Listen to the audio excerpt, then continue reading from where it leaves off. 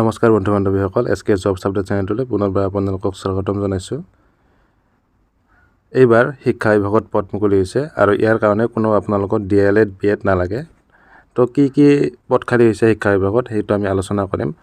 আপোনালোকে ভিডিঅ'ৰ শেষলৈকে চাব। তো ইয়াতে চাব আপোনালোকে Assam state school education board ইয়াতে বামুণী মৈদাম গুৱাহাটীত পদ মুকলি হৈছে। কি পদ মুকলি হৈছে চাব আৰু ইয়াতে কেনেকৈ সিলেকশ্যন প্ৰচেছ ৰাখিছে বা বয়সৰ সময়সীমা কিমান ৰাখিছে, চেলাৰী কিমান দিয়া হ'ব, সকলোখিনি আমি ভিডিঅ'টোত আলোচনা কৰিম। তো বলক ভিডিঅ'টো আৰম্ভ কৰোঁ। প্ৰথমতে চাব আপোনালোকে ইয়াতে এডভাৰটাইজমেণ্টখন মুকলি হৈছে। Assam state school education board Bamuni মৈদামৰ ফালৰ পৰা মুকলি হৈছে।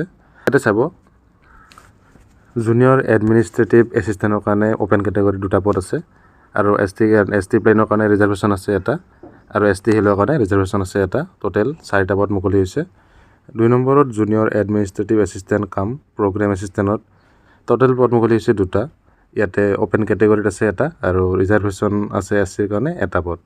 আৰু 3 নম্বৰত আছে জুনিয়ৰ এডমিনিষ্ট্ৰেটিভ এছিষ্টেণ্ট কাম একাউণ্টছ এছিষ্টেণ্ট। ইয়াতে টোটেল পদ মুকলি হৈছে দুটা। ইয়াতে অ'পেন কেটেগৰীৰ কাৰণে এটা আছে আৰু OBC বা MOBCৰ কাৰণে এটা পদ ৰিজাৰ্ভেশ্যন আছে। তো ইয়াতে চাব আপোনালোকে এইটো কণ্ট্ৰাকচুৱেল পিৰিয়ডৰ কাৰণে লোৱা হ'ব 11 মাহৰ কাৰণে।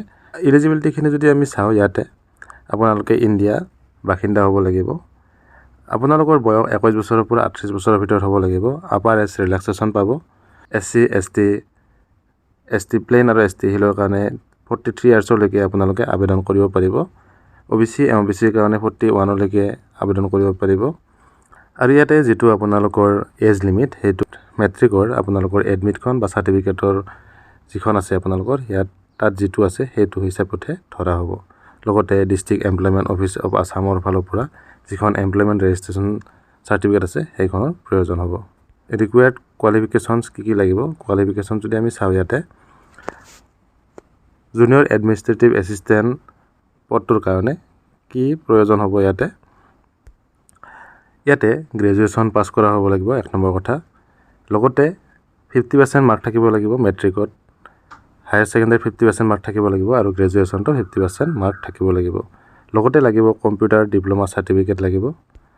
আৰু ইয়াতে যদি আপোনালোকৰ মাৰ্ক বেছি আছে 70% মাৰ্ক আছে আপোনালোকৰ ক্লাছ 10, 12 আৰু গ্ৰেজুৱেশ্যন, তেতিয়াহ'লে 5 নম্বৰ আপোনালোকে এক্সট্ৰা পাব। মেক্সিমাম এইটো পাব আৰু যদি 80% থাকে তেতিয়াহ'লে 10 নম্বৰৰ ভিতৰত আপোনালোকে মেক্সিমাম নম্বৰ আপোনালোকে চিলেকশ্যনত পাই যাব। 2 নম্বৰ পদটো যদি চাওঁ জুনিয়ৰ এডমিনিষ্ট্ৰেটিভ এছিষ্টেণ্টৰ কাৰণে ইয়াতেও সেই একেই কথা যে গ্ৰেজুৱেশ্যন পাছ কৰা হ'ব লাগিব কম্পিউটাৰ ছায়েন্সত।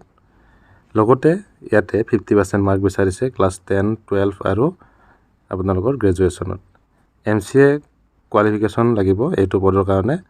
যদি আছে আপোনালোকৰ তেতিয়াহ'লে 15 নম্বৰ এক্সট্ৰা আপোনালোকে মেক্সিমাম পাব। 3 নম্বৰত যদি চাওঁ আমি জুনিয়ৰ এডমিনিষ্ট্ৰেটিভ এছিষ্টেণ্ট কাম একাউণ্ট এছিষ্টেণ্টৰ কাৰণে ইয়াতেও গ্ৰেজুৱেশ্যন পাছ কৰা হ'ব লাগিব কমাৰ্চৰ ফালৰ পৰা। আৰু ইয়াতে 50% মাৰ্ক বিচাৰিছে ক্লাছ 10, 12 আৰু গ্ৰেজুৱেশ্যনত। যদি CA পাছ কৰা আছে বা চাৰ্টিফিকেট আছে CA তেতিয়াহ'লে 10 নম্বৰ আপোনালোকে চিলেকশ্যনত পাই যাব। চিলেকশ্যনত আপোনালোকে 10 নম্বৰ এক্সট্ৰা পাই যাব। তো ইয়াতে টেলিৰ কথা উল্লেখ আছে, যদি আপোনালোকে টেলি জানে তেতিয়াহ'লে 5 নম্বৰ আপোনালোকে চিলেকশ্যনত পাই যাব। লগতে ডিপ্ল'মা বিচাৰিছে কম্পিউটাৰৰ। ইয়াতে কিমান টকা দৰমহা ৰাখিছে সেইটো যদি চাওঁ ৰেমুনাৰেশ্যন 18,000 টকা প্ৰতি মাহে ফিক্স হিচাপত দিয়া হ'ব 11 মাহলৈকে, কাৰণ এইটো কণ্ট্ৰাকচুৱেল পষ্ট হয়। আপোনালোকে আবেদন কৰাৰ কাৰণে sevaonline.org ইয়াতে ভিজিট কৰিব নাইবা ahsec.assam.gov.in ভিজিট কৰিব। এইটো ৱেবছাইট দুটাত ভিজিট কৰিলে আপোনালোকে আবেদন কৰি ল'ব পাৰিব। আবেদন আৰম্ভ হৈছে 17 জুনৰ পৰা আৰু লাষ্ট ডেট ৰাখিছে 7 জুলাই 2025লৈকে। এপ্লিকেশ্যন ফি দিব লাগিব ইয়াতে।